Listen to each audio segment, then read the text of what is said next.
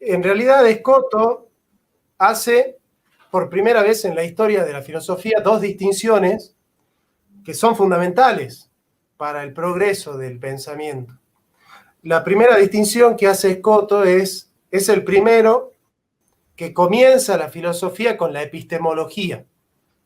Es decir, es el primero que resuelve todos los problemas filosóficos en su epistemología. Esto es radicalmente contrario a, por ejemplo, el tomismo, que en general resuelve todas las cuestiones en la ontología. Es decir, la ontología forja la antropología y la nociología, la epistemología, la nociología, es una parte de la antropología. Bueno, en este caso, Escoto es el primero que empieza con la epistemología. Y después es el primer autor que hace una distinción entre metafísica y ontología, que es la que va a retomar Heidegger también, ¿no? Porque Heidegger dice, yo hago ontología fundamental en un tránsito hacia un pensar ya no metafísico. Entonces Heidegger, de alguna manera, está basado en Escoto, en esta distinción entre ontología y filosofía, que Santo Tomás de Aquino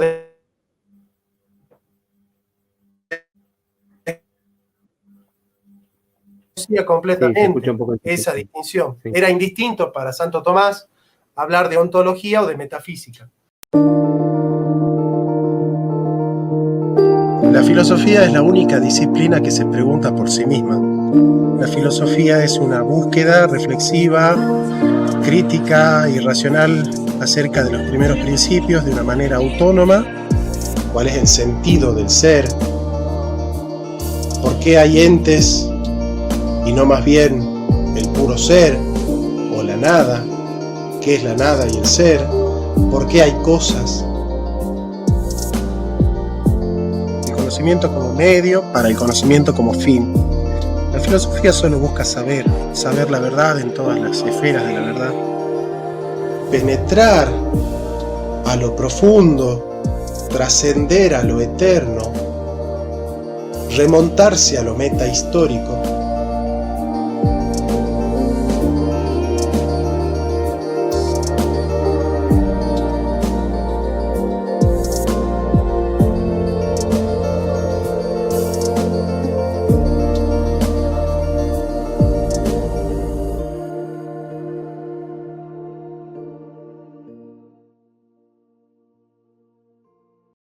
Hola, buenas noches. ¿Cómo anda Jonathan Ramos? ¿Cómo andan todos? Hola, ¿cómo estás, Ricardo? ¿Todo bien? Bien, bien.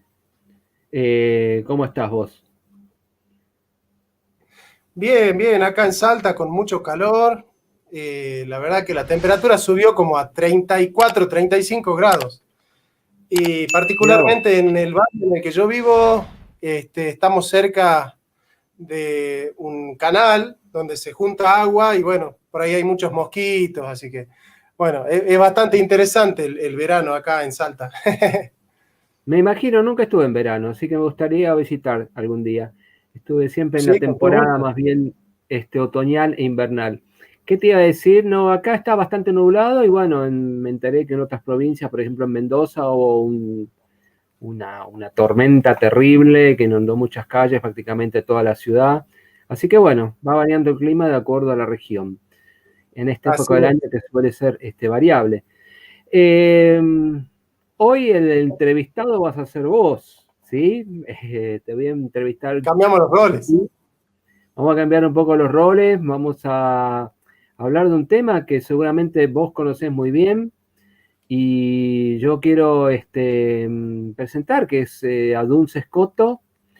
A mí personalmente es un pensador que me atrajo mucho en su momento, principalmente por la crítica al principio de individuación que le hace a Santo Tomás de Aquino. Tanto es así que cuento meramente esta anécdota muy brevemente, que en algún momento se me ocurrió hacer la tesis de licenciatura hace muchos años sobre ese tema. Y después me encontré que había libros sin traducir y que había mucho latín, muchos textos en latín, entonces dije, no es lo mío el latín, no me voy a animar a semejante empresa.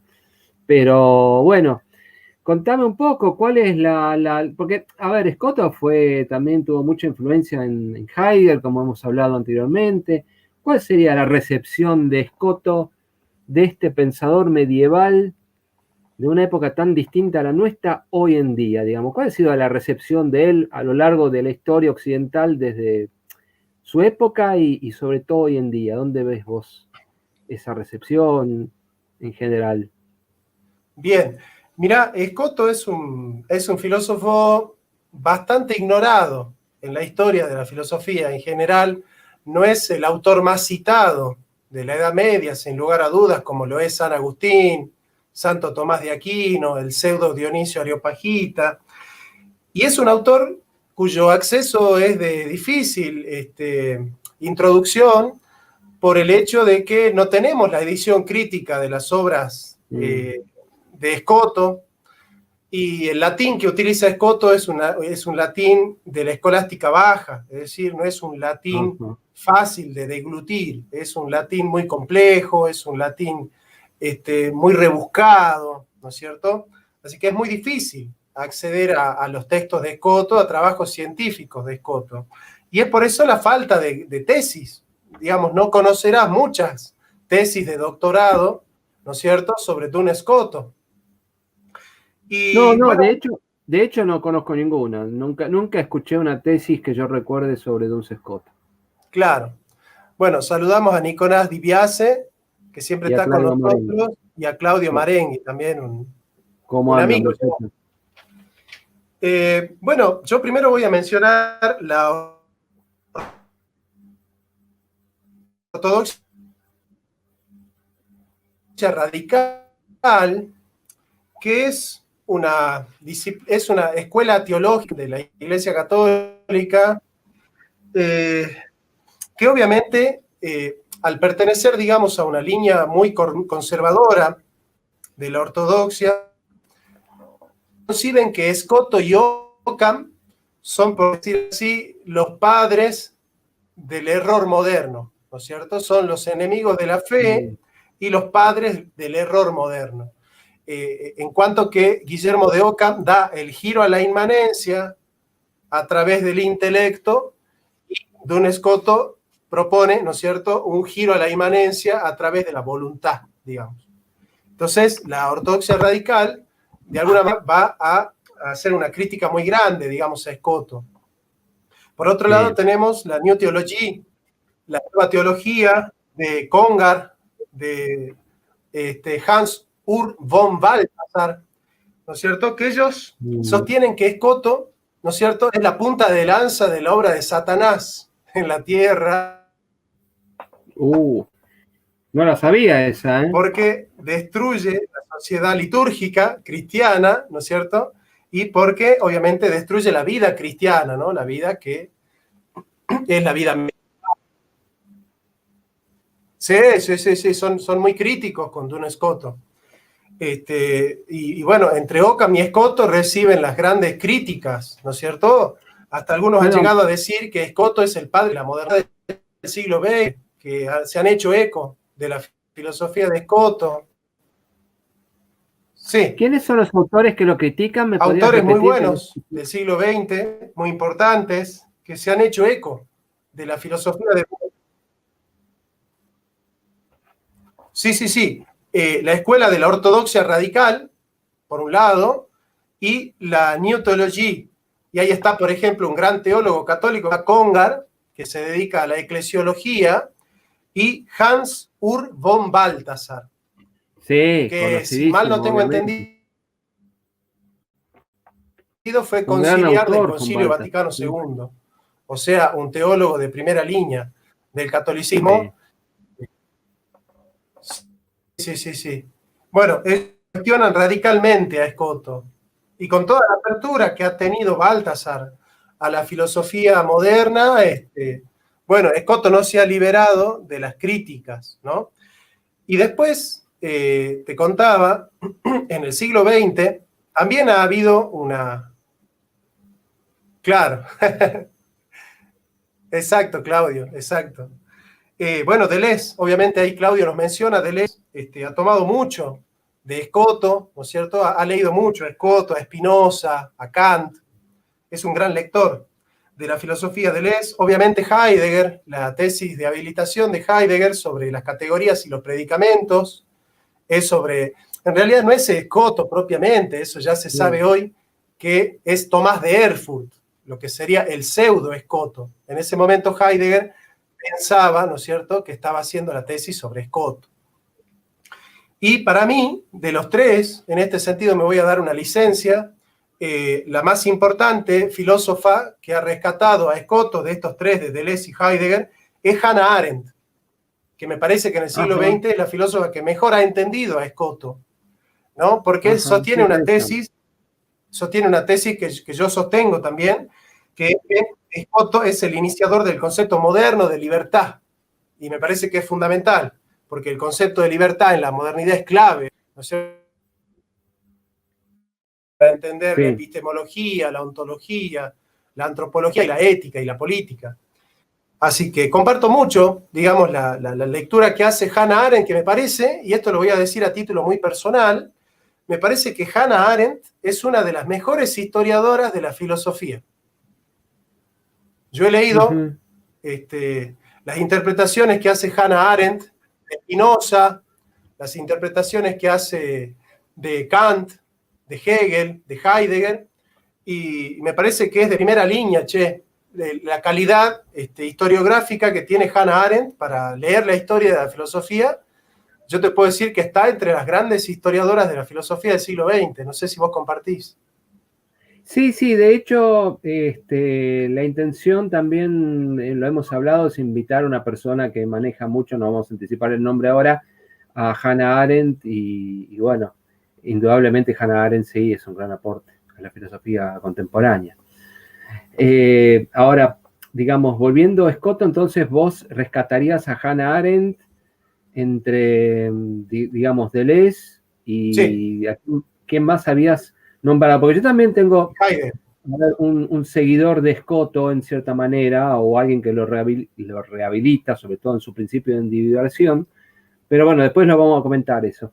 O sea, Hannah Arendt sería, en principio, una gran, digamos, retomaría alguna de las tesis de Escoto en relación al tema de la libertad y de la voluntad, decís vos. Sí, es la que mejor lo entiende a Escoto en el contexto de la historia de la filosofía, lo entiende mucho mejor que Heidegger, mucho mejor que Deleuze, porque Deleuze se queda solo con la univocidad del ser en Escoto y no va más allá. Heidegger también toma mucho la lógica de Escoto, el tema de la intuición en Escoto, que le dedica mucho en la teslimitación. Y bueno, en realidad Escoto es un personaje muy controvertido, porque algunos sostienen que Escoto es el padre del liberalismo. Por ejemplo, Baltasar dice, Escoto es el padre del liberalismo. Otros sostienen, por ejemplo, autores ingleses, sostienen que Escoto es el padre del absolutismo político. Y otros dicen, por ejemplo, la ortodoxia radical, que es el padre del modernismo, el padre del nominalismo, el padre del individualismo moderno. Escoto se le entra por todos lados y casi siempre para criticarlo. Y en general los que lo critican a Escoto no lo conocen mucho. Sí. Nos dice, bueno, acá Claudio Marenghi nos cuenta también, nos dice Edith Stein. También ha trabajado, exactamente, ¿no? Sí, lo reivindica bastante Edith Stein, es cierto. Sí. Bueno, ese es el tema, Claudio, perdón, Jonathan. Bueno, ese es el tema para mí más interesante, o uno de los que más me interesan de Escoto, ¿no? Y bueno, ahí hay una gran controversia con el pensamiento de Santo Tomás o con los tomistas. Pero bueno, me gustaría, Jonathan, vos que hables un poco de la recepción, de la epistemología de este autor, que nos hagas conocer un poquito a aquellos que, bueno, hemos leído poco o nada sobre él, ¿no?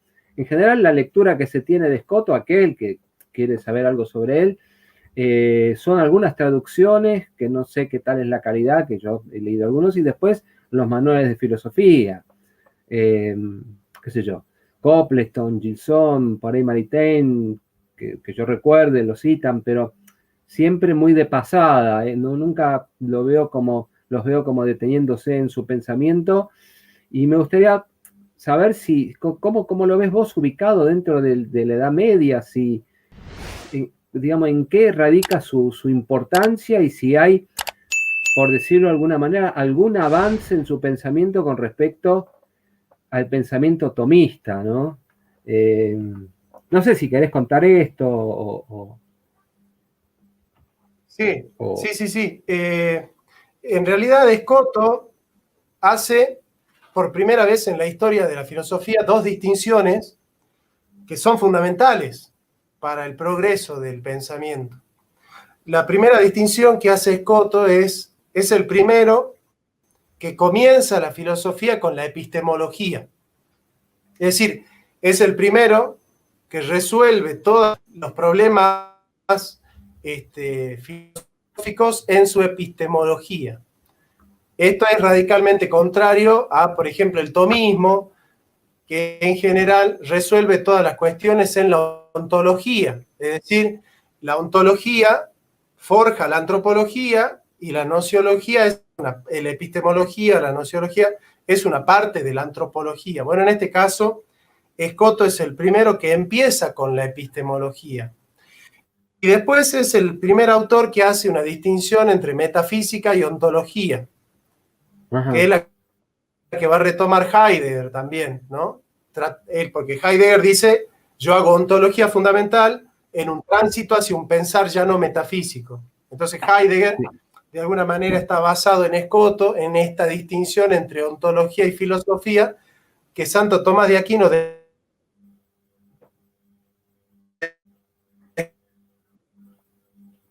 Sí, se escucha completamente un poco esa difícil. distinción. Sí. Era indistinto para Santo Tomás hablar de ontología o de metafísica. Bien, en la epistemología, nosotros para entender a Escoto,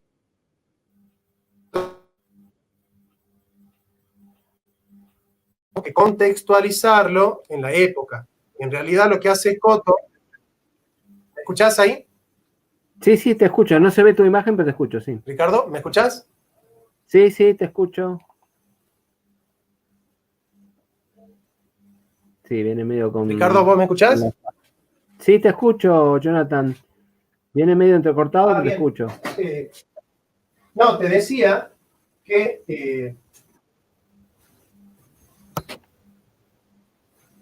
bien, bien. Bien, bien. No, te decía que Escoto reacciona contra el aristotelismo radical. El aristotelismo radical, ¿no es cierto?, negaba la individuación, negaba el principio de individuación.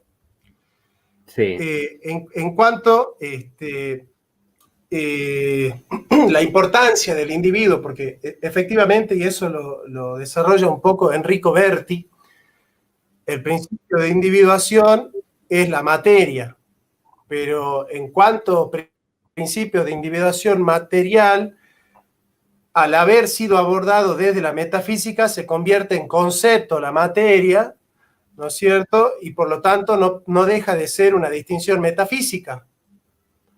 O sea, el concepto de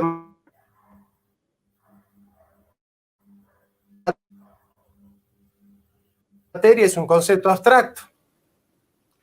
Entonces, al reaccionar contra el aristotelismo radical, que niega aspectos esenciales del cristianismo, como la importancia del individuo, el tomismo, ¿qué es lo que dice? Que solamente podemos tener conocimiento de lo abstracto, conocimiento de lo universal, conocimiento de los conceptos. Pero, y eso lo desarrolla Santo Tomás en el De Veritate, él dice, el individuo es incognoscible. El individuo concreto no puede ser conocido sino mediante categorías, conceptos abstractos, conceptos universales, digamos, ¿no? Por ejemplo, yo quiero conocerte a vos y utilizo el concepto de hombre.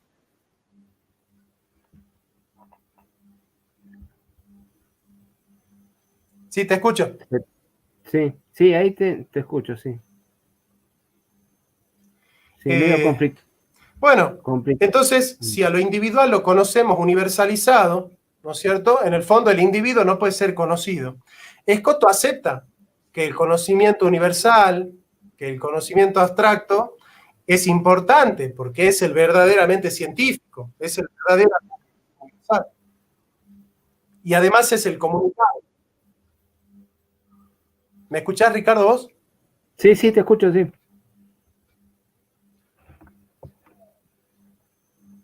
Ricardo, ¿vos me escuchás? Sí, perfecto, sí, te escucho con cierta interrupción, pero te escucho, sí. Viene medio con delay la cosa hoy. Ahí, por ejemplo. No sé si la audiencia nos está pudiendo escuchar, quizás tenemos problemas acá. Ah, bien, quizás hay una demora. Bueno, Escoto acepta, ¿no es cierto?, que el conocimiento universal, abstracto, es importante, es el científico, es el verdadero conocimiento, pero también está presente el conocimiento de... Sí, viene con delay. Es el conocimiento... Sí, él sostiene que hay un conocimiento del individuo, ¿no es cierto?, que está basado, ¿no es cierto?, en el conocimiento intuitivo. El primero que va a desarrollar en la historia de la filosofía el conocimiento intuitivo es San Agustín de Hipona. San Agustín de Hipona dice que nosotros conocemos a Dios a través de la intuición del ser de Dios. Y Escoto toma esa teoría para aplicarla a los individuos. Y Escoto dice, bueno, así como nosotros podemos conocer a Dios a través de la intuición, nosotros podemos conocer todas las cosas a través de la intuición del ser. Es decir, hay una noción de ser que tenemos todos, que es la misma para todos, ¿no es cierto? Y que esa intuición de ser, en esa intuición de ser se resuelven todas las nociones. Entonces, a través de la intuición podemos conocer al individuo. El tema fundamental que trata de enfrentar la filosofía de Escoto es preguntarse, ¿cómo ser yo aristotélico sin caer en el esencialismo como Santo Tomás de Aquino? Para Escoto, Santo Tomás de Aquino es esencialista porque el noema originario, el semantema fundamental, la noción en la cual se resuelven todas las nociones, es la quiridad. Lo que vos habías desarrollado el otro día muy bien, hablando de Heidegger, ¿no es cierto? El esencialismo, ¿verdad? Sí. Bueno, que la intuición, dice Escoto, es la condición y la posibilidad cognitiva de acceso a la intelección divina, ¿no es cierto? Eso sostiene San Agustín. Escoto dice también para el acceso a las cosas mundanas, a lo individual. Y la pregunta fundamental que se hace Escoto es, ¿cómo puedo saber yo que ahí hay algo? Dice, bueno, por la intuición. Y esto es lo que toma Heidegger, ¿no? El tema de la intuición, hablando de la preontología, la ontología explanada. Y bueno, nosotros acá, en metafísica, ya entrando a la metafísica, tenemos dos conceptos de ser. Un concepto, ¿no es cierto?, que dice, el ente es un ser por participación y Dios es un ser por esencia. Y Escoto, que dice, no, en realidad, cuando digo, por ejemplo, y yo acá estoy con Escoto dice, por ejemplo, yo digo, la piedra es, el gato es, el hombre es, y Dios es, y entiendo por es la misma cosa. Entiendo por el es, cuando aplico el es a la piedra, al gato y a Dios, o al hombre, entiendo por ser lo mismo, porque en realidad el ser es un concepto, dice Escoto. No es que hay un ser, sino que el ser es un concepto, ¿no es cierto?, a través del cual nosotros conocemos toda la realidad. En este sentido, Escoto va a ser uno de los precedentes de lo que después en la filosofía moderna va a ser el ontologismo de Malebranche, por ejemplo, ¿no? Si bien está muy distante al ontologismo, hay una reseña, ¿no es cierto?, hay una especie de precedente. Malebranche también un autor muy interesante y muy desconocido también, ¿no? Hay un escoto, una intuición intelectual de lo individual. Esto es una novedad en la escolástica, exacto lo que acaba de decir Jonathan. Bien. Ricardo, hasta ahí vos querés hacer algún comentario de lo que vos No, me parece muy vas viendo interesante. también del valor de escoto. Comparto plenamente la crítica que le hace Escoto a Santo Tomás en el sentido de que no hay una individuación por la materia, sino que está Sí. Yo lo he leído mucho conocimiento. para una ponencia en metafísica y la verdad que me gustó mucho Malebranche. El rigor lógico que tiene Malebranche es muy bueno. Sin embargo, yo sostengo que el último filósofo grande del medioevo es Suárez. Sí. Sí, no, te estaba diciendo que, digamos, que comparto plenamente por lo que he leído, y de ahí mi interés por Escoto, la crítica que él le hace a Santo Tomás de la individuación por la materia. Él dice que de alguna manera nosotros conocemos a los seres individuales, si bien de una manera imperfecta, ¿no? Y también me interesa mucho estas dos cuestiones, esta noción de exeitas o estidad o realidad última en Escoto, ¿no? No sé, me parece que ahí es donde Santo Tomás se equivoca e incluso me parece un concepto muy poco cristiano, por decirlo de alguna manera, hablar del individuo en forma de la manera como lo define él desde la materia, ¿no?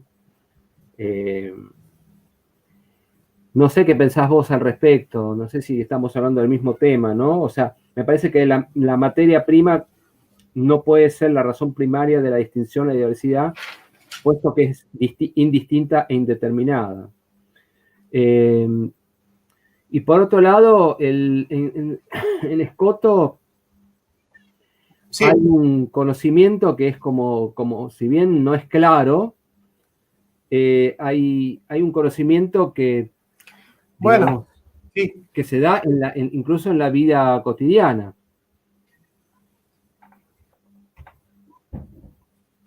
¿Qué pensás vos al respecto?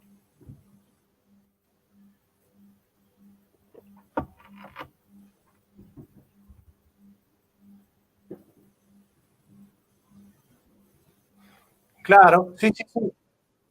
Mirá, yo ahí pienso que efectivamente el concepto de individuo no es el de cuerpo, como en Santo Tomás, el cuerpo como principio de individuación, ¿no? Escoto dice, el hombre tiene alma y cuerpo, pero el hombre es un individuo. Es un individuo en cuanto que su estidad, su hecheidad, es totalmente irrepetible, totalmente singular, totalmente única. Y lo que dice Escoto, para que entremos en el tema, y ahí yo te voy a pedir que hagas un desarrollo de Montant sobre el tema del principio de individuación, Escoto dice, efectivamente, si la humanidad es un concepto abstracto, si la humanidad es un concepto universal, entonces todos los individuos somos meros accidentes de esa noción universal. Y en realidad Escoto está preocupado por la relación con Dios. Escoto dice, no podemos tener una relación con Dios donde se resuelva la relación con Dios en lo universal, ya sea por la mediación con la iglesia, ya sea por la humanidad o por el colectivo, por el pueblo de Dios. Dice Escoto, el centro de la fe cristiana es el individuo frente a Dios. Sí. Es esa relación directa entre el individuo y Dios. Entonces, si no, o si el individuo es un mero accidente, entonces el individuo no es responsable ante su salvación. El responsable ante su salvación es, por ejemplo, la iglesia, la tradición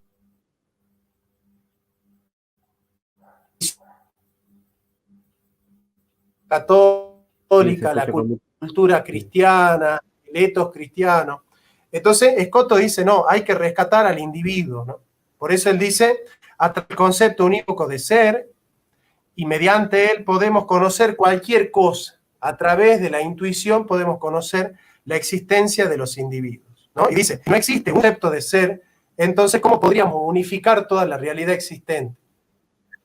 El punto de partida es el individuo. Así que ahí yo, Ricardo, te quería preguntar si podés hacer un desarrollo. Tenemos mucho delay, creo que el delay es de más o menos 10 o 15 segundos, así que muy probablemente va a ser difícil, pero que hagas un desarrollo en 5 o 10 minutitos sobre el principio de individuación en Escoto, en la hermenéutica que hace Tresmontant. Sí, yo te voy a citar dos textos de Tresmontant. Uno es Ciencias del Universo y Problemas Metafísicos, a ver si se llega a ver,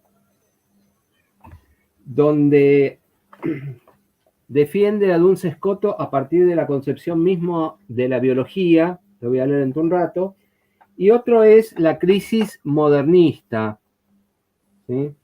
Estos textos son de este autor que fue bastante conocido en la época de los años 60, 70, creo que fallece en el 80. Para mí fue un autor que me introdujo incluso en la filosofía en general, tiene textos muy interesantes, pero yendo a lo concreto, te voy a leer algunas de las apreciaciones que él hace sobre Duns Scoto, ¿no? Por ejemplo, en La crisis modernista, en uno de los capítulos, él dice lo siguiente: hoy en día, a finales del siglo XX, sabemos que lo que constituye un ser singular en su calidad de singular es la información, y que esta información es perfectamente inteligible, aunque sea singular y única, como un poema único es inteligible, aunque esté repetido o reproducido en muchos ejemplares. Es decir, acá lo que hace Tresmontant es rescatar al ser singular en su singularidad y tomar en cuenta la información de este mismo, que lo constituye. Dice Tresmontant, Santo Tomás lo repite a propósito de la teoría del conocimiento, y cito acá a Tresmontant de la Suma Teológica, una parte. Dice Santo Tomás de Aquino, nuestra inteligencia no puede conocer directamente a primera vista lo singular en los seres materiales, y la razón de ello es que el principio de singularidad en los seres materiales es la materia individual. Bueno, esta es la crítica que le va a hacer Tresmontant siguiendo a Scoto a Santo Tomás.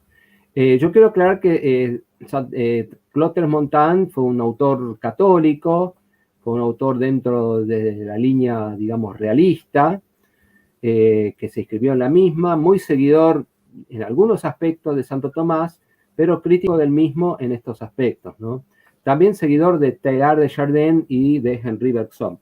Pero yendo a lo concreto, dice, cuando Santo Tomás afirma que no se puede conocer el principio de singularidad en los seres materiales, mejor dicho, que la razón de ello es que el principio de singularidad en los seres materiales es la materia individual, Tresmontant le contesta, dice, y sin embargo, la madre conoce a su hijo singular en su singularidad y lo ama. El amigo conoce a su amigo en la singularidad y el amante a la amada. Existe ciertamente un conocimiento de lo singular, pero no se trata ni de zoología ni de paleontología. Es decir, el amor presupone el conocimiento. Esto es lo que a mí me interesa destacar, que se deduce, me parece a mí, de estas críticas de Tresmontant a Tomás de Aquino siguiendo a Scoto. Es decir, todo amor presupone un conocimiento y ese conocimiento es singular.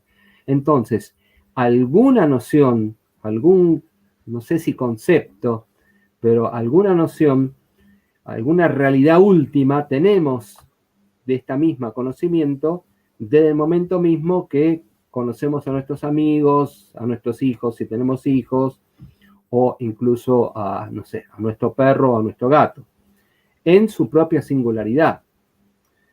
Y prosigue diciendo Santo Tomás, en efecto, Juan Duns Scoto conocía la doctrina de Santo Tomás sobre este punto y la rechazó expresamente planteando la siguiente cuestión. ¿Es una sustancia material esta que designo con el dedo y es individual por la materia? Y responde con una respuesta muy moderna. Y acá hay una cita de Escoto del Opus Oxoniense. Y dice Escoto, sí, Oxoniense. Y dice Escoto, lo que no es en sí distinto ni diversificado no puede ser la razón primera de la distinción o diversificación de otro ser. Pero la materia está en la base de la naturaleza de una manera completamente indistinta e indeterminada. Y por consiguiente no puede ser la razón primera en la diversidad de otro ser. Sigue Tresmontant diciendo, contra Santo Tomás, Juan Duns Scoto sostiene que una sustancia concreta, física y material, un ser viviente, es este individuo concreto, es este ser singular, y esto no a causa de su materialidad, que no influye para nada, sino a causa de lo que es, de la sustancia individual que es y que informa una materia. Por eso en Juan Duns Scoto se da un conocimiento de los seres singulares en cuanto tales, y existe también una ciencia de lo individual.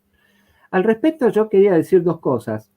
No queda muy en claro, según Copleston, por ejemplo, Frederick Copleston, qué es este conocimiento de lo singular, esta axeitas, esta estidad, esta realidad última en Scoto. Yo me pregunto si esto no abre un poco o no abrió después el campo hacia la cosa en sí kantiana, de alguna manera, o queda a mitad de camino, ¿no?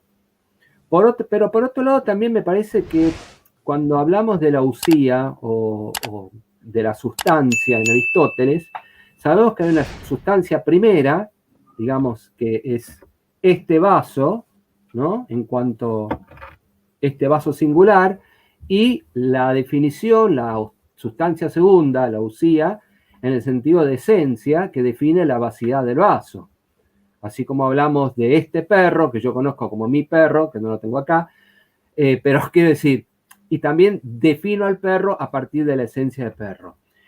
La pregunta que yo hago y que reconozco en Scoto, este mérito de tratar de plantear un conocimiento de esta realidad última, de esta estidad, de esta singularidad, es la pregunta que me hago, si esto acaso no fue también, de alguna manera, el propósito inicial de Aristóteles, en el sentido de que Aristóteles en sus obras tempranas, sobre todo cuando escribía creo que sobre la zoología, sobre la biología, no rescataba, no hablaba en principio de los seres individuales, digamos, no hay una aspiración de la ciencia de lo individual en Aristóteles que luego termina siendo subsumida por cierto esencialismo. Esto es una pregunta que me hago, ¿no? Siguiendo a Tresmontant. Después si querés, desarrollo un poco más a partir de la biología, lo que dice Tresmontant, de la biología contemporánea, según él la conocía en su época, pero me gustaría detenerme un poco en este punto, ¿no? Por un lado, la ciencia de lo individual, que de alguna manera Aristóteles, criticándolo a Platón, partía de las cosas singulares. Parte de este caballo, de esta piedra, de esta mesa, etc. Pero luego termina definiendo el caballo en su caballidad, la mesa en su mesidad, y así sucesivamente. Es decir, de alguna manera vuelve hacia una categorización platónica, más allá de las diferencias. Pero su intención era partir de la realidad concreta. Me parece que Scoto da un paso importante con este conocimiento de lo individual, porque es indudable que no hay amor sin conocimiento. Cuando yo me enamoro de alguien, estoy conociendo a esa persona. Y no estoy conociendo a una mujer en su esencia. Vamos a suponer que una esencia, vamos a darle la razón a Santo Tomás de Aquino y a Aristóteles esta vez. No me enamoro de la mujer en su esencia, sino que me enamoro de esta mujer en cuanto única e irreemplazable. Lo mismo que es única e irreemplazable mi hija o mi hijo o mis hijos o mis hijas, según el caso, y así sucesivamente. Entonces, yo no sé cuál es el problema con esto en cuanto a la crítica a Escoto y cómo se conecta esta cuestión con el principio de univocidad, que es algo que yo personalmente no desarrollé. Pero que me gustaría preguntarte a vos, ¿en qué sentido hay tanto fastidio con este autor cuando yo veo que acá hay, en principio, algo muy digno para ser estudiado y aparte algo muy concreto que se da en nuestras vidas cotidianas?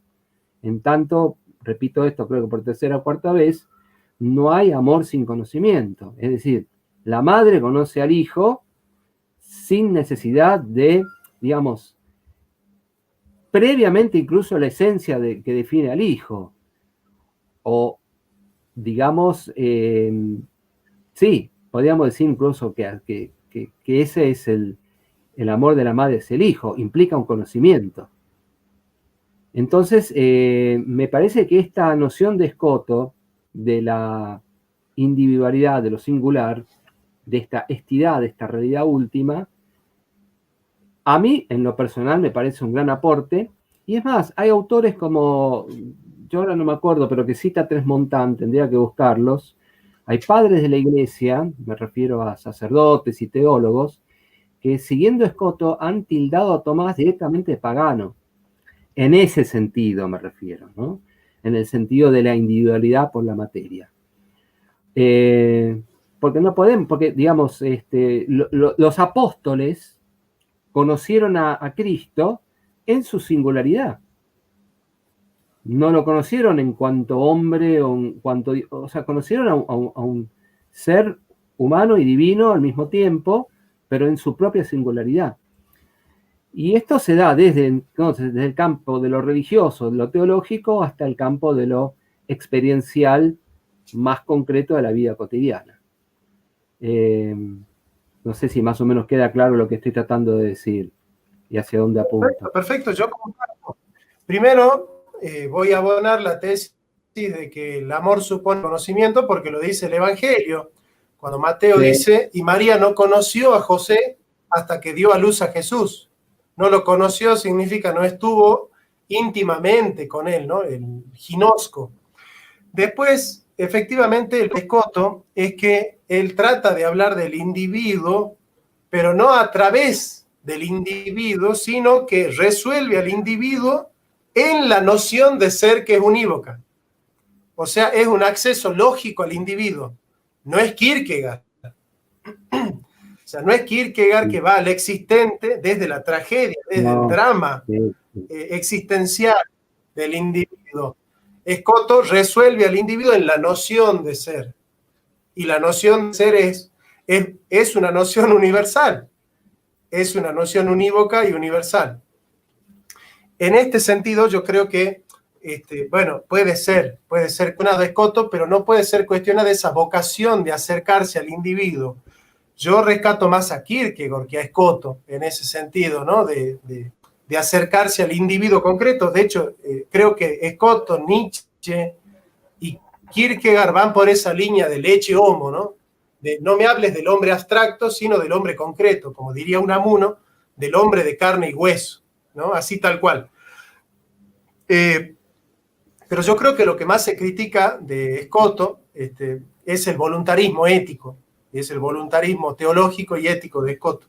Pero antes de ir ahí, yo quería que vos desarrolles un poco el tema de la biología, del principio de individuación desde la biología, para que podamos hacer, sí, ya al voluntarismo ético de Escoto. Sí, está bien, pero lo que me interesa a mí de Escoto, ya lo desarrollo, lo que me interesa a mí de Escoto son dos cosas. Primero, que él no niega el carácter, o sea, no niega la esencia universal. Lo que dice, creo yo, es que no es suficiente esta esencia para conocer los seres singulares. Y una diferencia entre Escoto, me parece, y que yo le doy la razón a Escoto, frente a lo que sería Kierkegaard, o incluso un Sartre, o algún existencialista, aunque no sé si Kierkegaard queda dentro de la categoría de los existencialistas, pero digamos porque podría ser uno de los precursores, es que Escoto le asigna esta axeidad esta entidad no solamente al ser humano. Digamos, yo puse el ejemplo de la madre y el hijo, y del amante y la amada, pero podríamos hablar también de cualquier cosa individual que conocemos y la rescatamos como tal. Por supuesto que cuanto más nos acercamos a la escala de los seres vivos, sobre todo evolucionados, ya dicho desde la biología, más reconocemos la individualidad de las cosas. Si yo veo una cucaracha, quizás, y veo 2 o 3, quizás no las distinga tanto. Para empezar, voy a tratar de sacármelas de encima, ¿no?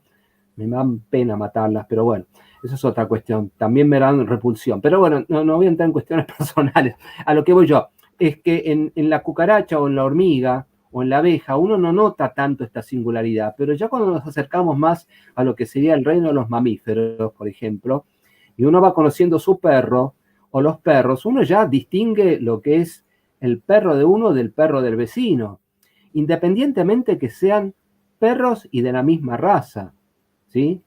Y te digo más, hasta teniendo una camada de perros de, por ejemplo, 10 perros, si vos convivís con ellos, no he tenido nunca 10 perros, pero sí algunos, distinguís a medida que lo vas conociendo, cada uno en su propia singularidad. ¿Mm? Entonces, me parece que el mérito de Escoto, y esto queda afianzado desde la biología misma, y ahora voy a citar una parte de Tresmontant, es precisamente este rescate de lo singular en cuanto singular, aplicado no solamente al conocimiento de lo humano, sino a todas las cosas. Si me dejas, entonces, voy a leer esta parte de Tresmontant que dice: en Ciencias del Universo y Problemas Metafísicos, a partir de la biología. Es una parte nada más que voy a leer, el capítulo es bastante extenso, es un texto que no solamente habla de la biología, sino que habla de la cosmología, habla de la antropología y de la biología en sí. Bueno, él dice: el mensaje genético que el león comunica a la leona, el mensaje genético constituido por la fusión del mensaje comunicado por el león y la leona, ya hemos visto que no bastan para explicar la existencia de una sustancia individual concreta y viva, de un psiquismo, de un león que podemos designar con el dedo. ¿Cómo se efectúa el paso de un mensaje genético a la sustancia viva concreta? Hoy por hoy nadie puede respondernos esta pregunta. Puede perfectamente describirse el proceso, o sea, el desarrollo y la diferenciación del huevo fecundado y después el desarrollo del embrión. Pero sigue sin aclararse la cuestión de cómo se realiza el paso de un mensaje inscrito en una molécula enorme a una sustancia que es un organismo vivo, un psiquismo capaz, en el caso del hombre, de decir como Descartes: pienso, luego existo. El paso de la idea o de la esencia a la sustancia concreta en el momento presente sigue siendo para nosotros un verdadero misterio, un misterio de existencia y de creación. Ahora sigo con la cita. Quiero decir, Tresmontant está hablando desde la ciencia de la biología, desde este caso, desde el estudio, digamos, de la embriología en lo que respecta al ejemplo que puso el león y la leona. Y luego sigue explicando: para explicar este paso de la esencia a la idea universal, o usía en un sentido, a la sustancia universal y concreta, usía en otro sentido, es decir, hablamos de la usía en el sentido de esencia universal y hablamos de la usía en el sentido de la substancia individual concreta. Dice Tresmontant: para explicar el paso de la idea de león a un león singular y concreto, los antiguos, refiriéndose a Aristóteles, inventaron una doctrina que tendría más tarde numerosos seguidores. Por supuesto que ya sabemos que Santo Tomás es uno de los seguidores. La doctrina de la individuación a través de la materia. Según ella, la materia sería el órgano responsable de la individuación de la existencia individual. Ahora bien, podemos comprobar, prosigue Tresmontant, por nuestra parte, que lo que hace que 2 leones, 2 elefantes o 2 hombres sean ontológicamente distintos, lo que hace que sean 2 seres diversos, no es la materia que informan en un momento dado. Materia que por otra parte que, como ya sabemos, entra y sale constantemente, que se renueva de una manera continua. Lo que hace que hayamos dos tipos singulares a pesar de pertenecer a la misma especie es de hecho que dos formas singulares y concretas informan dos conjuntos de materiales constituidos en definitiva por átomos: carbono, hidrógeno, oxígeno, nitrógeno, hierro, fósforo, manganeso, etc. Estas dos formas son las sustancias que constituyen la individualidad de los dos leones, de los dos hombres, incluso en el caso de dos hermanos gemelos. Y concluyo con esto. Así pues, no es la materia informada la responsable de la existencia individual, sino la sustancia o la forma. Si tomamos el término de forma en su sentido individual, particular y singular, y no en su sentido de esencia individual, universal. En una larga controversia nos situamos en el pensamiento de Juan Duns Scoto.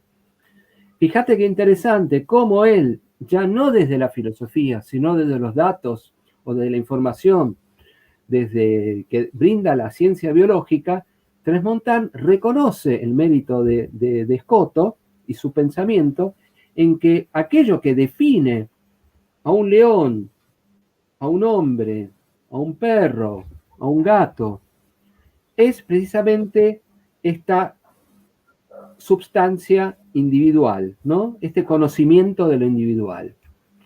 Entonces me parece que el pensamiento de Scoto es muy contemporáneo en ese aspecto.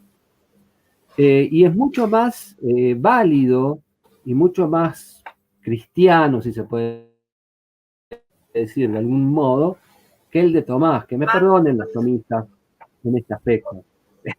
Pero fíjate que yo estoy rescatando a Duns Scoto con Tomás, ¿no?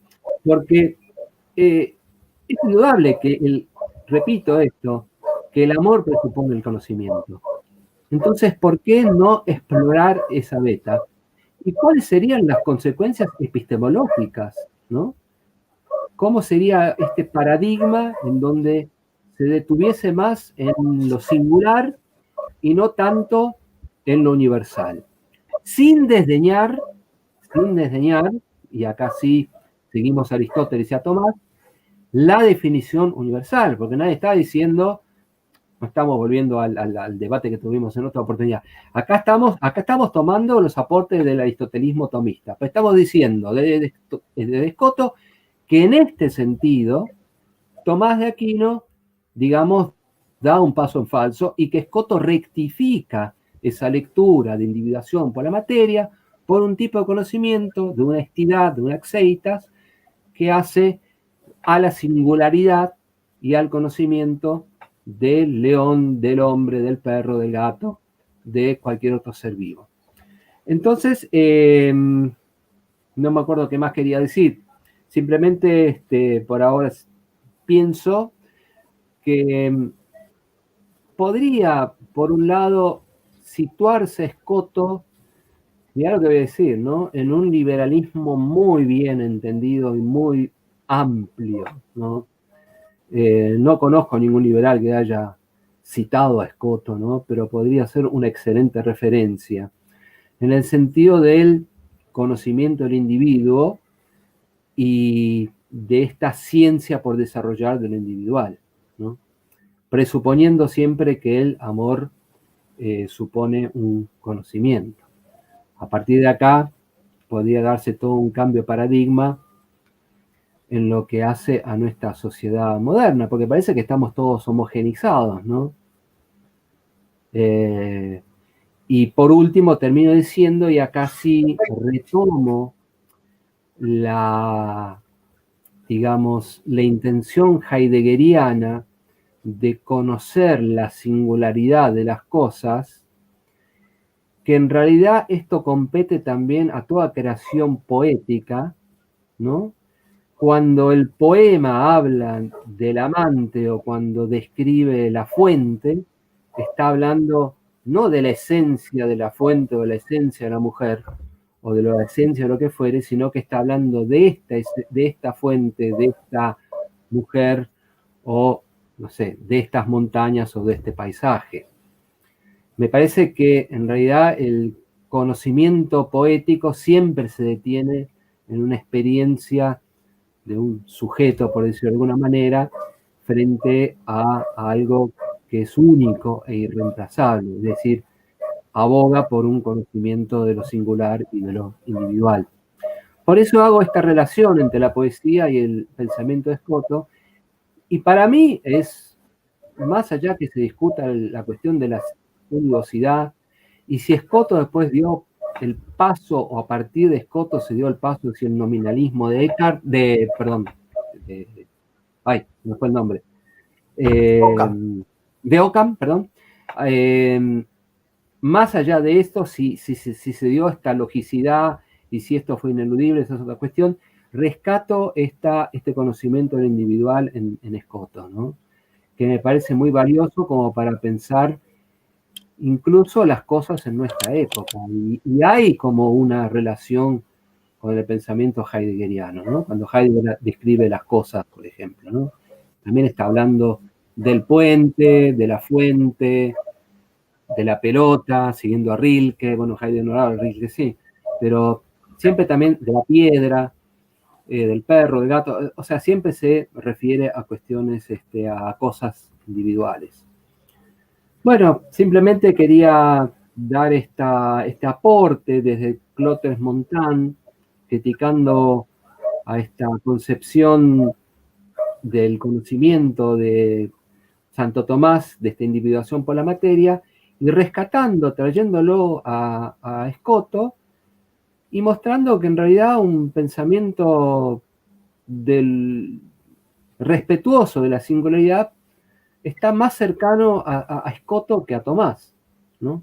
Entonces yo no veo el motivo de ataque. Sí, quizás podríamos decir que es un poco oscura esta lectura que hace Escoto. Yo no soy especialista tampoco en el tema, estoy hablando un poco desde la intuición, de lo poco que he leído, pero quizás podríamos decir, siguiendo algunos autores, que es un poco oscuro, me refiero a esta realidad última, esta estidad, esta aceitas. Pero en cuanto a intención y en cuanto a la cotidianidad vivida, yo creo que hay un conocimiento de lo individual que no es perfecto, que se va perfeccionando, pero que nos es dado en la amistad y en el amor mismo, ¿no? Me parece. Claro, sí, mirá, yo por empezar acepto la hipótesis tuya de que Aristóteles es esencialista. En el libro Lambda, Aristóteles quiere superar el esencialismo hablando del ser y la usía primera. Pero como el ser se dice de muchas maneras, pero siempre según la sustancia, y la sustancia se dice según qué. La categoría,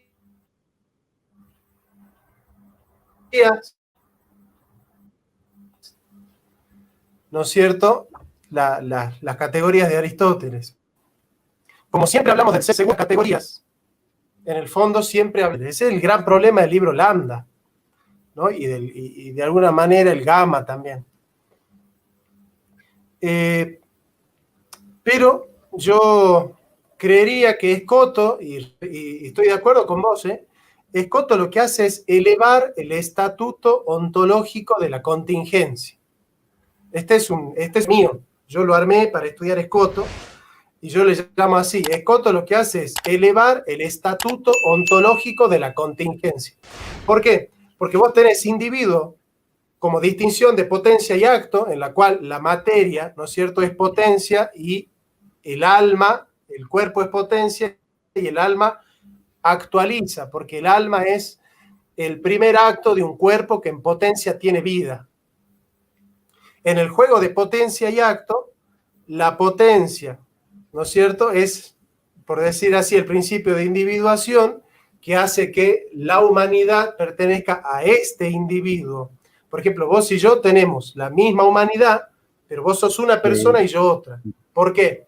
Vos tenés tu cuerpo, yo tengo el mío. En cuanto a la forma, es cierto que el principio de individuación es la materia, pero eso no es una distinción existencial, es una distinción metafísica. El problema es que la distinción metafísica no habla del individuo individualmente, habla del individuo universalmente. Si vos haces una distinción metafísica del individuo, hablas del individuo metafísicamente, universalmente. Y hablar de un individuo universalmente suena como contradictorio, como decir soy católico romano, ¿no? Como decir soy un universalista particular. Y en este sentido, la distinción existencial de individuo es justamente que yo no soy un accidente de mi ser. Yo no soy un accidente de mi ser. Mi individuación concreta no es un accidente de la humanidad. Entonces, al elevar el estatuto contingente, el estatuto ontológico de la contingencia, lo que hace Scoto es, ¿no es cierto?, decir, no desperdiciemos los accidentes a la hora de contemplar la naturaleza de una persona. Los accidentes también forman parte de la ontología. ¿Ves? Aristóteles dice, los accidentes no forman parte de la ontología. Los accidentes quedan en el garage de la aistesis, pero no son la noesis. Dice, a través de la intuición nosotros podemos tener una noesis de los accidentes. ¿Por qué? Porque esa contingencia, en el fondo, es lo único que tenemos, porque incluso aquello que para Santo Tomás es necesario, como la ley eterna, el orden del universo, o aquello que hace que la justicia sea buena, o que la verdad sea buena, para Santo Tomás, aquello por lo cual robar es malo y amar es bueno, es necesario. ¿En qué sentido es necesario? Participa de una ley eterna. Scoto, a través del voluntarismo teológico, dice, todo es contingente, todo podría llegar a ser de otra manera. Ajá. Y esto es muy caro a la modernidad, Jonathan, y sobre todo a la modernidad. Esta idea de que todo podría llegar a ser de otra manera. Pero, ¿qué pensás vos de eso? A mí me parece una idea bastante eso. interesante, digamos, ¿no? Como diciendo, Dios puede haber hecho el mundo de infinitas maneras diferentes, siendo que es un ser todopoderoso, y más que todopoderoso, que me suena medio como ya remañido, digamos, es la absoluta bondad. La absoluta bondad es inagotable. Entonces, ¿por qué no pensar que puede haber hecho distintos mundos de diversas maneras, ¿no? Así como hay diversos también individuos, que cada uno es distinto del otro. A eso sería, digamos, porque acá es un terreno que yo no manejo, ¿eso sería el voluntarismo en Scoto? El voluntarismo en Scoto sostiene que aquellas cosas que nosotros llamamos buenas no son buenas en sí mismas, no son eternas, necesarias y universalmente buenas, sino que son buenas en la medida en que fueron queridas por Dios.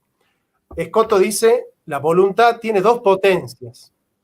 La potentia ordinata, por la cual la voluntad se ajusta a un orden establecido por una autoridad superior, y la potentia absoluta, que es la potestad o el estado de excepción, dirá Gamben, que tiene el gobernante de instalar un orden debido, de instalar una normalidad, un orden, de establecer un orden.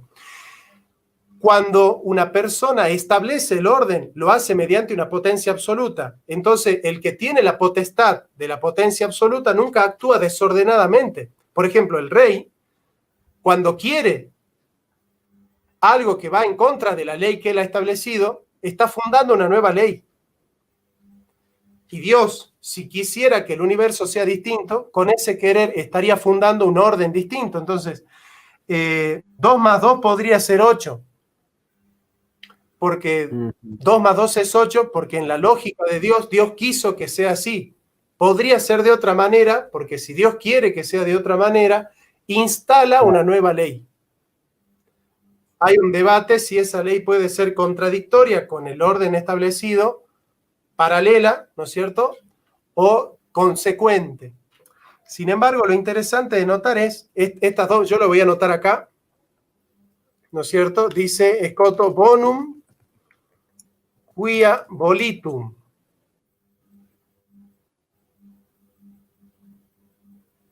Las cosas son buenas en la medida en que son queridas por alguien, por el que tiene la potencia absoluta, ¿no? Sí, claro. Esto trasladado a la política es muy peligroso. Entonces, ¿por qué es bueno amar al prójimo? Porque Dios lo quiere. ¿Por qué es bueno decir la verdad? Porque Dios lo quiso. ¿Por qué es bueno respetar? ¿Por qué es bueno ser honesto? ¿Por qué es bueno trabajar? ¿Por qué es bueno decir la verdad? Porque Dios lo quiso. ¿Y por qué es malo mentir? ¿Por qué es malo robar? ¿Por qué es malo matar? ¿Por qué es malo blasfemar? Porque Dios lo prohibió. Entonces, las cosas son buenas en la medida en que son queridas por la potencia absoluta y las cosas son malas en la medida en que son prohibidas. Entonces, si yo te pido una razón última de por qué las cosas son buenas o malas, en el fondo vos vas a reposar en la voluntad autoritaria de aquel que detenta la potencia absoluta. Claro, Santo Tomás dice, eso es tratar a Dios como un déspota. Sostener Dios caprichosamente decidió qué cosa era buena y qué cosa era mala, es como para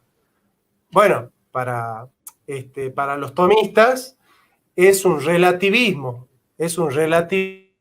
ético, ¿no es cierto?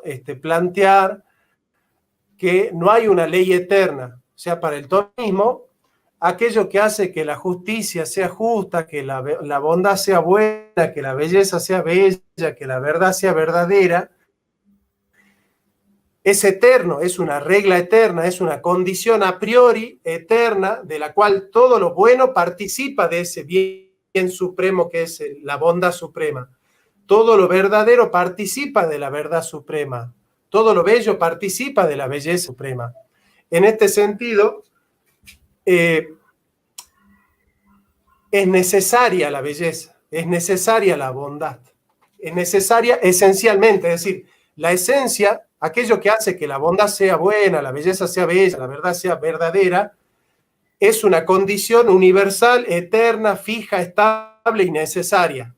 Y no puede ser de otra manera, es una ley eterna, es una ley en la cual Dios mismo habita. Entonces, claro, Dios hizo el mundo con esa ley eterna, que no está disponible para ser cambiada, porque es una ley necesaria. Es un necesitismo esencial, un necesitismo esencial. Estas esencias son necesarias, es medio platónica la cosa. En cambio, Scoto está planteando, ¿no es cierto?, una contingencia esencial, es decir, que las cosas esencialmente podrían ser de otra manera. No es necesario que las cosas sean así. Scoto dice, a mí me consta que las cosas son así. Yo conozco que las cosas son así. Scoto es un realista moderado. Pero dice Scoto, existe la posibilidad de que las cosas sean de otra manera si Dios quisiera que sean de otra manera. Dios quiere que las cosas sean de otra manera, claro. Este voluntarismo que le da a Dios la prerrogativa de tener el derecho de querer que las cosas sean de otra manera, y aquello por lo cual llamamos, o sea, con otro criterio, o sea, otro contenido, cuando se traslada en la modernidad al hombre, entonces se le da al hombre la prerrogativa de que el derecho dependa de la voluntad del hombre, de que la justicia, de que la política, de que la ética dependan de la voluntad del hombre. Entonces ahí surge el peligro, porque una cosa es que lo que sea bueno dependa de la voluntad de Dios. Claro, Jonathan, déjame hacer una acotación. Perfecto y bueno. Y otra cosa es que aquello que sea bueno, que aquello que sea justo, que aquello que sea verdadero, que aquello que sea bello, dependa de la voluntad de individuos como los hombres, digamos, que esté disponible ese criterio al arbitrio del ser humano, porque, por ejemplo, Sí, por favor. Sí, no sé si me escuchas bien, pero déjame hacer una acotación. Estamos Sí, te partiendo escucho. de un contexto, sí, estamos partiendo te decía, estamos partiendo de un contexto de Santo Tomás, de Escoto, después de Meister Eckhart, inclusive Te de escucho, Ockham, Ricardo. de Suárez. Estamos partiendo de un contexto en donde, digamos, el Dios es algo que está, digamos, en la boca de los filósofos, ¿no?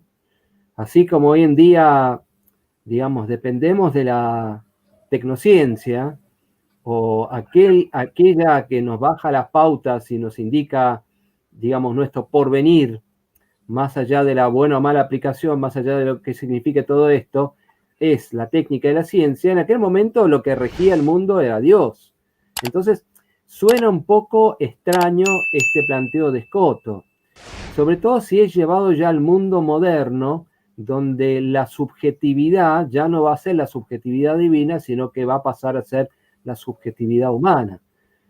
Pero en el contexto del pensamiento de Escoto, en ese contexto epocal, me parece que sus apreciaciones son, no sé si correctas, pero muy interesantes. Porque es cierto, si Dios es absoluta bondad, si partimos de esa premisa, el amor lo puede todo, por decirlo de alguna manera, ¿no? Digamos, puede haber hecho las cosas de una manera muy distinta, no está obligado a hacer las cosas como son. Digamos, si lo hace es por un acto de amor, y ese acto de amor es infinito, por lo tanto creo que también el universo puede haber sido muy diferente. También hay otros autores que sostuvieron esto, que yo ya no me acuerdo el nombre, tendría que refrescar un poco tendría que ir un poco a la biblioteca, pero para fijarme bien, pero no es el único autor que ha planteado este tipo de cosas. Y me parece que esto es interesante para remover un poco esta tradición aristotélica, porque no nos olvidemos que Aristóteles no era un creacionista. Aristóteles el pensamiento de Aristóteles es un pensamiento pagano, que después haya sido tomado por la cristiandad, que haya elementos de su pensamiento que sean muy útiles y que sirvan digo, sirvan en un sentido muy amplio, ¿no? Por favor, pero que puedan ser empleados para pensar al hombre cristianamente, eso es otra cuestión. Pero en un principio Aristóteles es un pensador netamente pagano. Entonces me parece que remover un poco esa estructura aristotélica, yo insisto mucho en esto, a mí me parece que es saludable, ¿no? Y me parece también que es un síntoma de una gran inseguridad aferrarse solamente al paradigma aristotélico, ¿no? En este caso, o aristotélico tomista. Me parece que Escoto no solamente es actual por todas las cosas que hemos nombrado antes, desde los aportes a la biología, por ejemplo, incluso hasta uno podría decir Mirá, desde la embriología misma, ¿no? Cada embrión de cada ser vivo es diferente a otro. O sea, esto es muy importante, esto tiene consecuencias éticas muy serias. Fíjate lo que te estoy sí, sí, diciendo, sí. ¿no? A mí me gusta plantear las cosas desde ese lugar. No tanto salir con banderas de un lado a otro, sino que Bueno, plantear, mira, muchachos, sí, sí, muchachas, sí. acá cada ser vivo es diferente y por ende singular y único y irrepetible, y cada embrión ya de su misma gestación también lo es. Entonces, yo estoy pensando en ese sentido, Escoto, desde los aportes de su pensamiento aplicados a la biología actual y también al conocimiento de nuestro mundo, ¿no? No sé, me parece que eso es muy valioso eso que él plantea. No, no, no, sí, sí, estoy de acuerdo en parte. El tema con Santo Tomás es que él sostiene lo siguiente, él dice, aquello que hace que Dios sea bueno es lo mismo siempre, es eterno, es inmutable.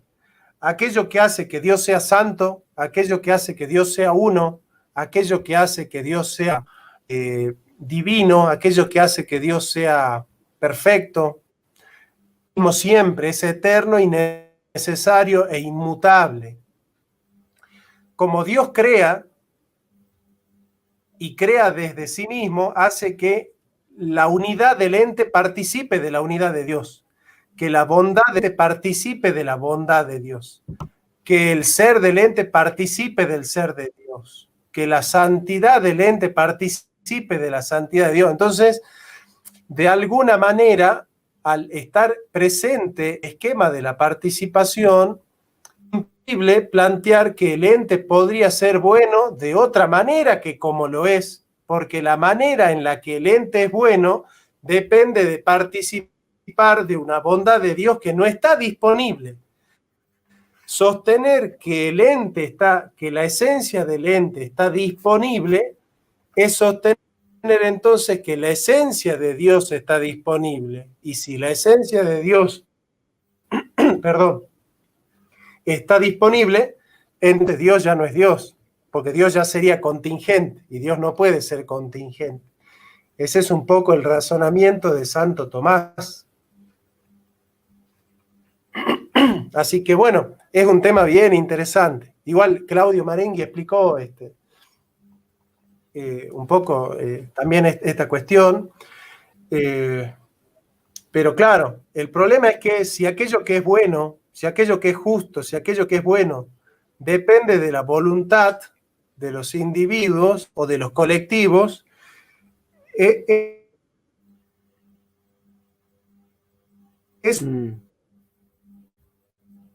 complicado porque se puede legitimar cualquier cosa en nombre de la voluntad del pueblo, en nombre de la voluntad de los legisladores, en nombre de la voluntad del presidente, del emperador, en nombre de la voluntad del Führer o del Faccio. Nada, yo creo que la voluntad del hombre no crea el derecho. Yo creo que el derecho pertenece a un orden mucho más superior a la voluntad humana. Yo creo que el hombre debe ajustarse a un derecho natural, a un derecho divino. Sí. Sí, pero acá estamos hablando con Escoto de la voluntad divina, no estamos hablando, me parece a mí, de la voluntad humana, ¿no? Me parece que, insisto mucho en esta concepción y en este paradigma que nos cuesta entender a nosotros hoy en día. Pero me parece que Escoto se está refiriendo más que nada a eso. Y en ese sentido me parece enriquecedor su planteo. Pero, sí, Claudio Marenghi hizo un comentario sobre... ¿sabes qué pasa, Hope, Ricardo? Sí. No, es cierto. Pero el problema es que... Sí. El problema es que si Dios puede hacer las cosas de otra manera, no hay drama. Es un problema lógico, es un ejercicio lógico de las potencias de la razón que especula y dice, Dios podría querer que el círculo sea cuadrado, y sí, Dios podría querer que el círculo sea cuadrado, no sé, pero el círculo no es cuadrado. De hecho, el círculo no es cuadrado. El problema cuando se hace antropología voluntarista, el voluntarismo antropológico, voluntarismo jurídico, voluntarismo ético, se dice, como Dios podría hacer las cosas de otra manera, los modernos al endiosarlo al hombre dicen, el hombre puede hacer las cosas de otra manera. Y me parece que ahí, teniendo libertad como potencia absoluta, él no tiene que estar sujeto a ninguna determinación ni a ningún orden establecido.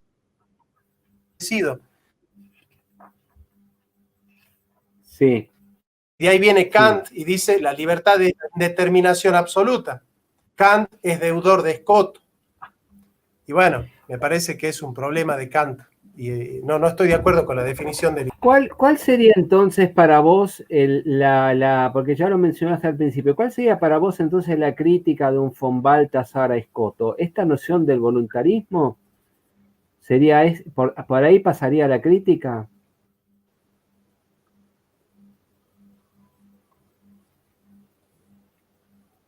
Exactamente.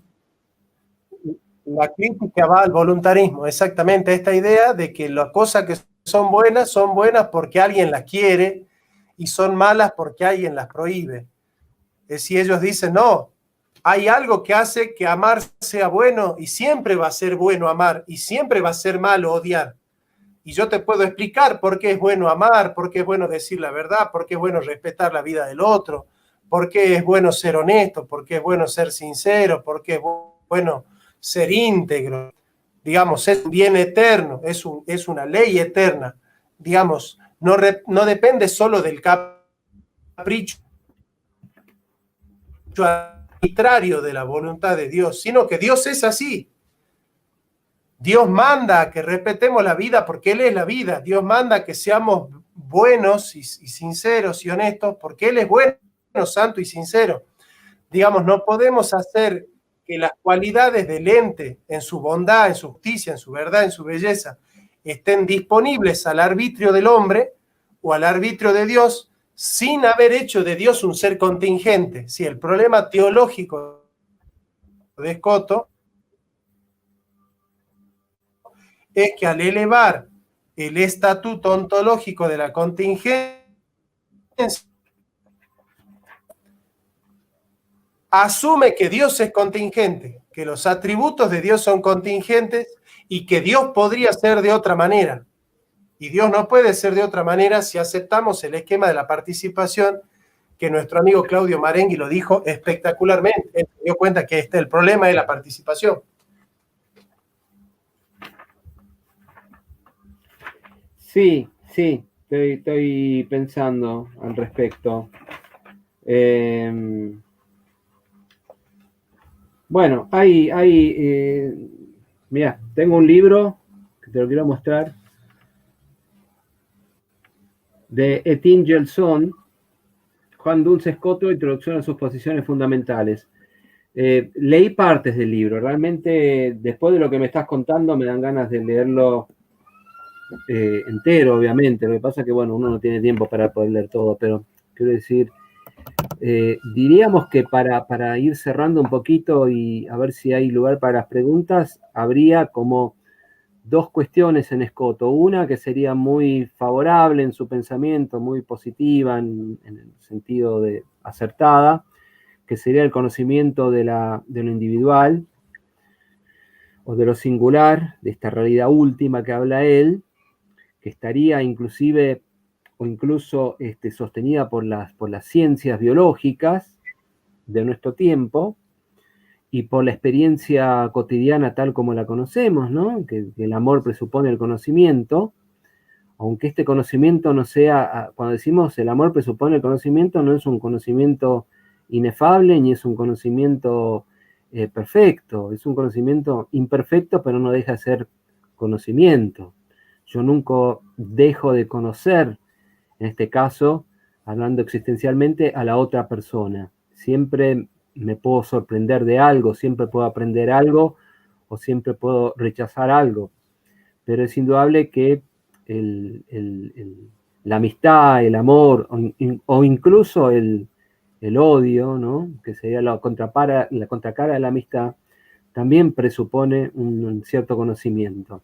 Entonces, eso me parece el gran aporte, como hemos dicho hoy, creo que estamos de acuerdo con esto, de Scotto. Y lo otro, bueno, lo cuestionable es este voluntarismo de él, sobre todo cuando yo no me quiero meter con la cuestión de la teología, porque obviamente no es esta mi fuente, mi fuerte, mejor dicho, no mi fuente, sino que, digamos, cuando este voluntarismo es trasladado a la esfera humana, ahí ya tenemos un Maquiavelo prácticamente, ¿no? O sea, ya estamos en la época moderna y en las monarquías absolutas y bueno, posteriormente será los déspotas o aquel que detenta el poder en nuestra época. Pero, repito, nuestra época creo que es muy diferente a la de Scotto, e incluso a la de Suárez o a la de Ockham y a la de Tomás. Por eso me parece interesante este planteo de él, ¿no? Es así, Ricardo. Y también lo que dijiste vos de autores, no solamente como Tresmontant, sino que lo rescatan, que acá se citó a Edith Stein, que es cierto, y también a Hannah Arendt. Es decir, sigue siendo un autor sin lugar a dudas importante y no olvidado y actual, sí, para pensar nuestra época. Así bueno, es, no Ricardo. Sé, bueno, si vos querés agregar algo más. Lamento mucho que haya habido un problema de delay tan grande, ¿no? Eso hizo un poco borrosa o barrosa la comunicación. No tenemos preguntas, pero de alguna manera fue deslizando Claudio Marenghi con sus brillantes aportes siempre, con la claridad que tiene, se ve que él es muy erudito y además muy reflexivo, así que agradecemos a Claudio su participación, también a Nicolás Di Biase. Y bueno, sí, es la primera vez que tenemos un problema tan grande de conexión. Sí. Y bueno, prometemos el programa que viene no tener tantos defectos. ¿Querés invitar presentar a la invitada de la semana que viene? No sé a quién tenemos en el programa. No tengo todavía nadie confirmado. Tengo en vista a Mateo Dalmazo, que es un profesor de filosofía que se dedica a Nicolai Hartmann, de la Universidad de Cuyo, posiblemente para el 28 de este mes. Y después, bueno, no quiero anticipar, también tengo en vista a un conocido amigo vegano que conoce este programa, que lo ha visto y bueno, quiere preparar bien su exposición. Tiene un punto de vista bastante particular sobre el tema, que me parece interesante, aparte que es una persona muy, muy pensante, muy coherente con su manera de pensar y de vivir. Y bueno, y después también tengo pensado otras personas más, pero bueno, vamos a ir viendo semana por semana, ¿no? Tal vez la semana que viene podamos hacerlo el domingo, que hay menos intercepción de la señal. No sé si haber sido hoy casualidad. Así. Bueno, quedamos así entonces. Dale, Ricardo. Bueno. Podría ser, esperemos que los sábados nos acompañen un poquito mejor. Así que bueno, gracias Ricardo. Esperemos que sí. Gracias a vos. Un abrazo, claro. Y me alegro que hayamos acordado con Duns, con nuestro amigo Duns Scott. Nos estamos viendo.